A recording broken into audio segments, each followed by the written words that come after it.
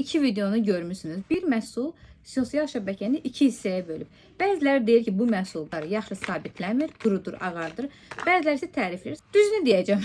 İstifadə edən xanımların bir çoxunu tanıyıram, ancaq mən öz fikirlərimi bildirəcəm. İndiyə qədər istifadə etdiklərimdən ən çox bəyəndiyim bu Silo olub, Lux Visajın və Bialitanın Wet n Wild'in bir çoxunun qaş geli var. Balaca məhsuldur. Mən qaş gelini bu formada tətbiq edirəm. Yaxşı yuxarıya doğru sabitləyirik. Birinci yuxarıya doğru qaldırıram, sonra istədiyim formaya salıram. Gördüyüm qədərinə sabitləməsi yaxşıdır. Yəni bir dəfəyə sabitləyincə yoxlayaq. Nə vaxt quruyur? Artıq quruyub.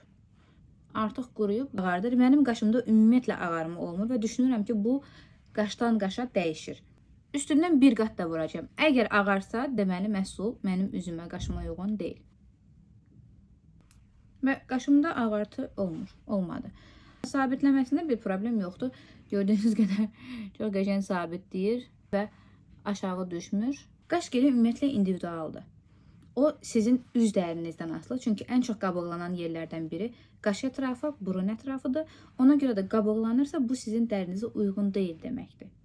Bu qədər sabitləyirsə qaşımızı bu necə təmizlənəcək deyə soruşuruq. Onu da yoxlayım. Misellar sudur bu.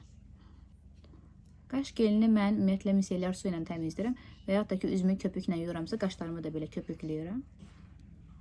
Vurduğum karandaşın rəngi çıxdı. Və qaş geli tamamilə qaşımdan çıxdı. Formada artıq adi misellar su ilə siləndə çıxırmış.